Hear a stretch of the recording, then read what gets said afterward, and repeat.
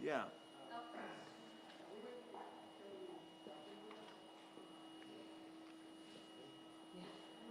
Is Elizabeth ready?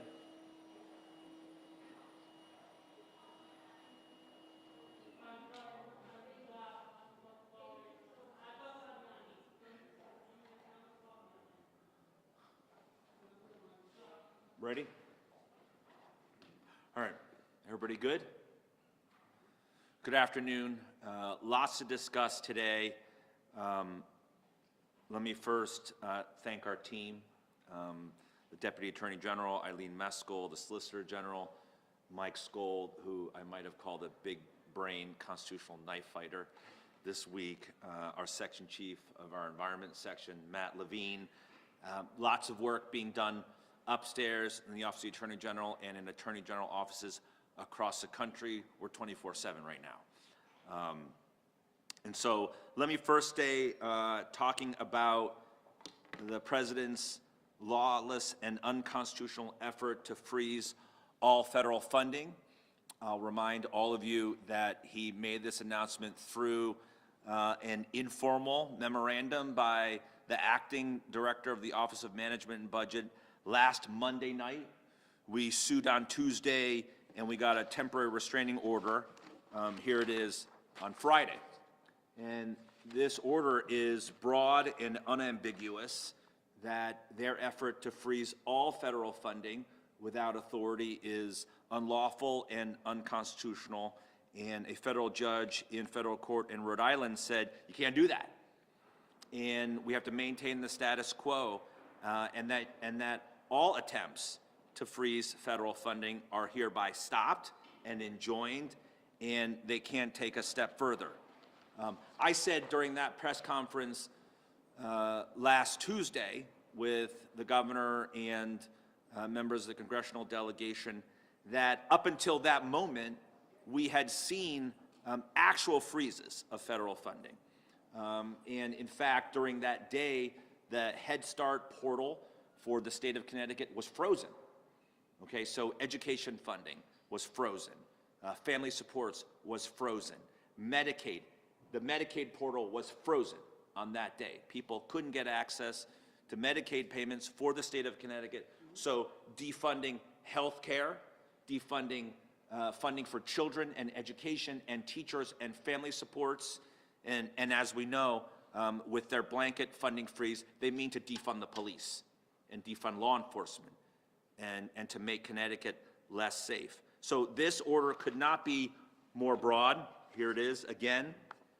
But now we know in the last week that they continue to act in defiance of this order.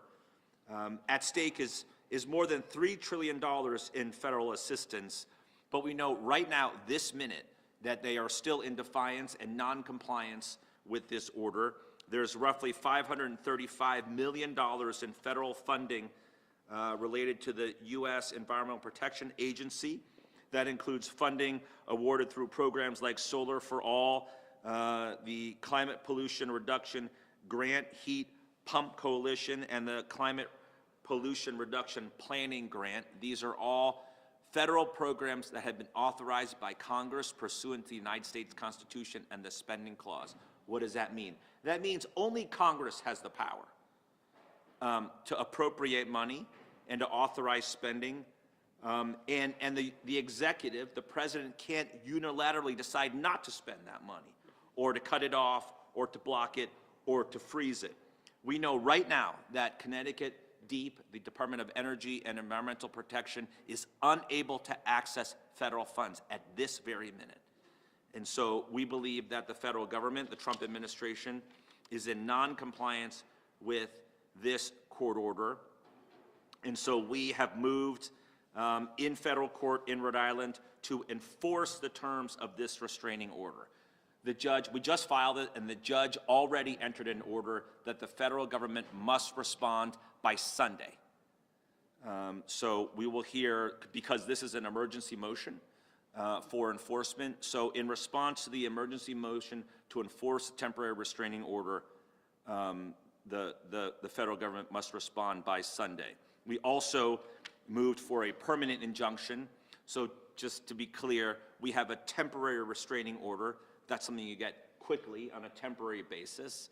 And now we've moved for a preliminary injunction that will last longer and forestall the president and his cronies from taking the unlawful and unconstitutional action that they have taken. Speaking of unlawful cronies, Elon Musk and his DOGE group, I hate the acronym DOGE, so I'll try not to use it, but this is so utterly unlawful that the Treasury Department and other federal agencies have literally opened the door to people who have no authority to come in and have given them not just read access, but read-write access, access to stop payments, to authorize payments or stop payments, to rewrite code in our federal technology systems.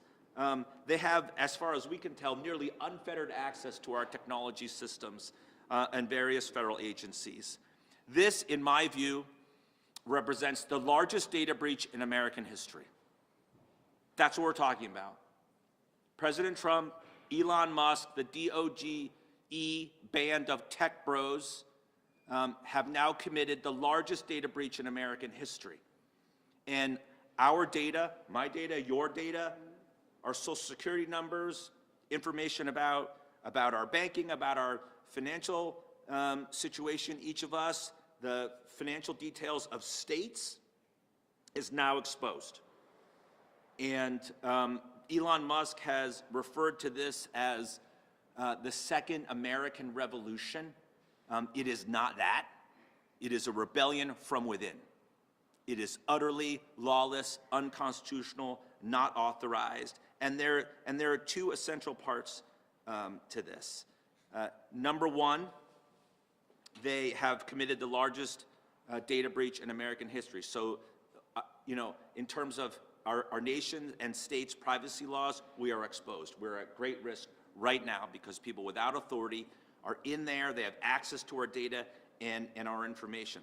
The second thing that is utterly unlawful and dangerous is now they're in there and they're able to block payments. And they have said that their stated goal is to pave the way for the administration to dismantle, slash, and restructure federal programs and services unilaterally, without Congress, by themselves. They have no power at all. There's no conceivable rationale. There's no reasonable conception of presidential power or executive power that enables them to do this. And so what are we talking about here?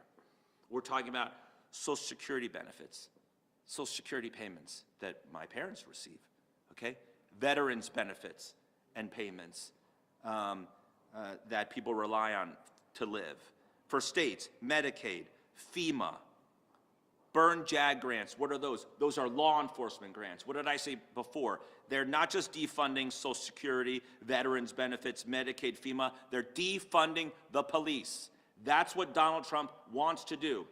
That's what Pam Bondi wants to do. Defund the police and education funding and schools and foster care. And he's given access to a system that is managed by the Bureau of Fiscal Services, BFS, to which, before this moment, very few people had access. It covers 1.2 billion transactions a year, 90% of all federal payments, and right now, this minute, totally unauthorized tech bros are in there right now doing whatever the hell they want. That's where we are in this country. It enrages me, honestly, and it should enrage everybody here in Connecticut and across the country that this is where we are, that people have unfettered access to do whatever they want. Nobody elected these people. Nobody died and made them God, and yet they're exercising that level of control. And so for that reason, the states will be filing a lawsuit imminently. Our coalition of states, it is at least 11 states and growing, but we expect to file suit on that very shortly. The final thing I want to talk about is our argument today in federal court. I traveled to Boston as part of our multi-state coalition, 19 states, including the District of Columbia and the city of San Francisco. It was argued very capably by, first of all, a lawyer for a Jane Doe who's about to give birth to a baby, and how denying her baby birthright citizenship will impact her and her family. It was very compelling oral argument. And then we were well represented by senior lawyers from New Jersey and Massachusetts. The argument went very well, and though there are preliminary injunctions in Maryland, I think, right now, and also in Washington federal court, we think it went very well. We expect the judge in Boston to take our arguments very seriously, and we hope for a successful result there. So, lots going on, but to summarize, we are going to sue on DOGE imminently for Elon Musk's unconstitutional, lawless, unauthorized invasion of our personal information and the federal government's financial systems. And we're going to do everything we can to stop them from continuing this misconduct and lawlessness. With that, I'm happy to take questions. In regards to the cyber breach, the Elon Musk thing, what specifically is at stake? Why your social security numbers, you know, all the information that the federal government collects about us, about our financial activities, anything that Treasury has about people and about states is at risk. And so there's the privacy component, there's our personal information, but then there's what they're able to do with payments. And so that second piece, blocking Social Security payments, blocking payments to veterans, Medicaid, criminal justice and law enforcement grants, education funding, foster care, all of that is at risk.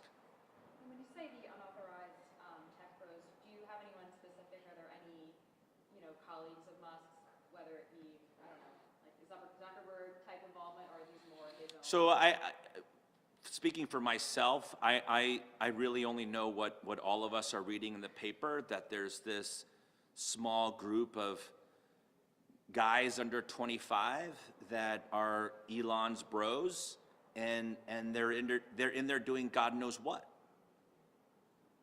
Can you imagine if Governor Lamont or I said, hey guys, I have some friends who run some tech company down the street in West Hartford, and we're gonna just let them ransack DRS, do whatever. Oh, and by the way, they're not just looking at the files in the file cabinets, they could do whatever in the computer systems. Just have at it. I mean, how long would I last as Attorney General? Eileen would have to take over because people would have my head. It's outrageous.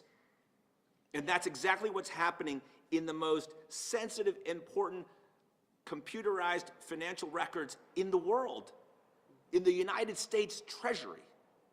And what are you sort of fighting for when it comes to the people listening in Connecticut, or maybe they're agreeing with you? What sort of are you hoping comes from the lawsuit, other than, of course, winning that part? So a couple things. I'm really concerned about what they're doing with this information. So, okay, yeah, it's one thing to have some 25-year-old in there who's, a computer savvy or an accomplished hacker, or whatever their skills are, messing around, having a good time, okay? Maybe they mess with some people by delaying or stopping payments. Maybe they access some data files. But what I'm really concerned about is, what are they doing? I think it's much bigger than that. What are they doing with this information? So is the richest man in the world taking this information out for himself, his companies, so he can be even richer?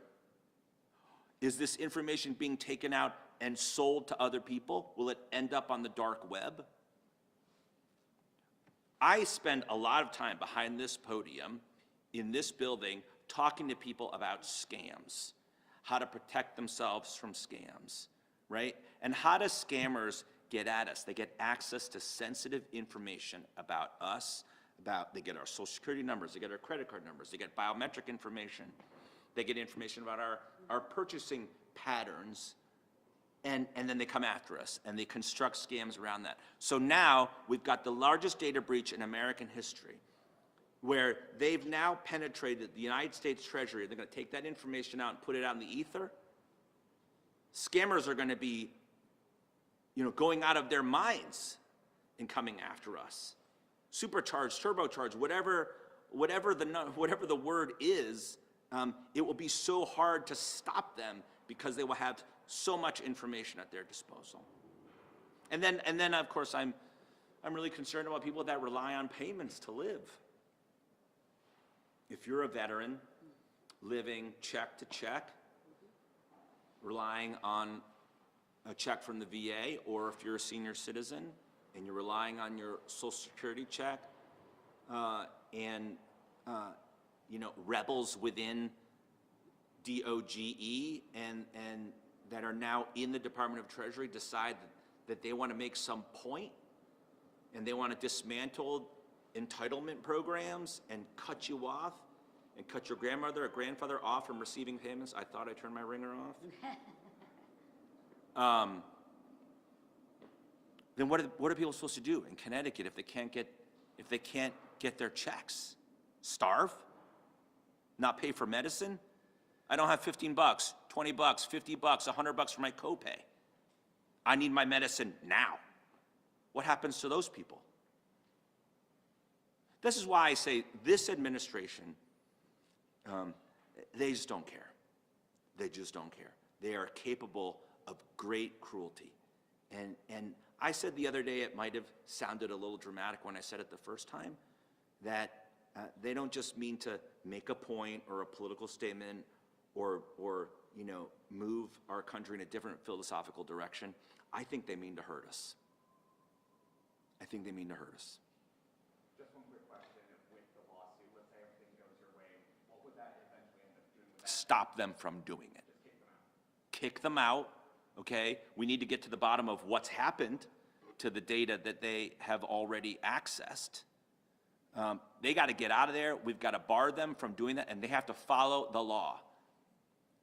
And by the way, Congress needs to do its job, because Congress has the right and the prerogative under the Constitution to spend money and to appropriate money. And so far, I haven't heard a ton.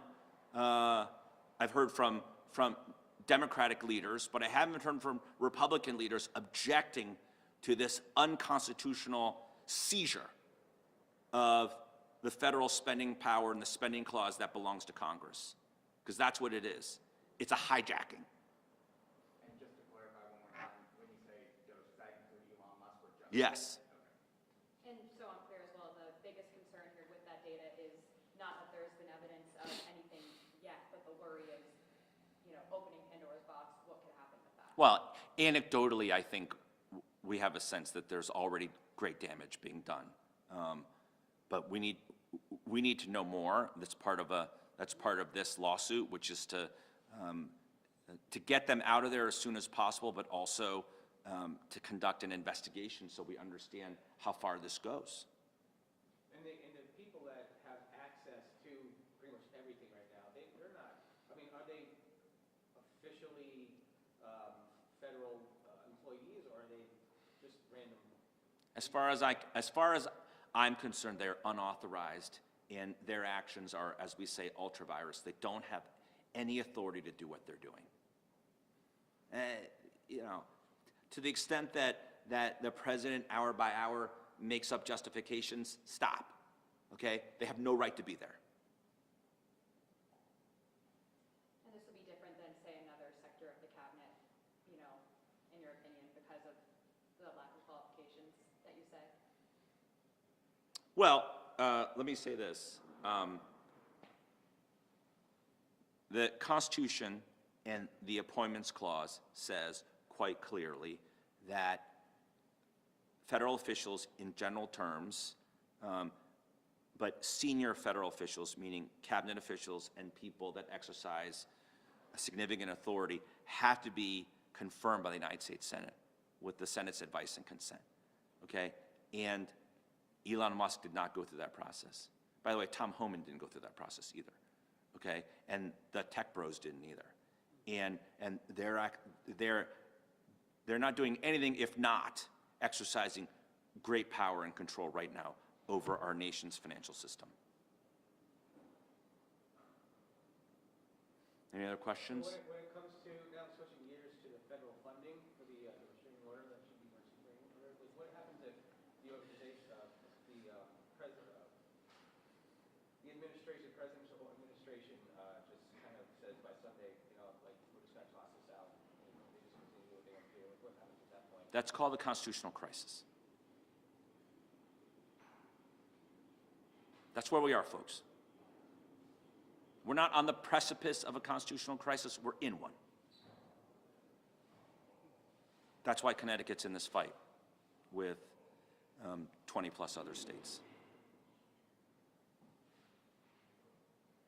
All right, thanks everybody.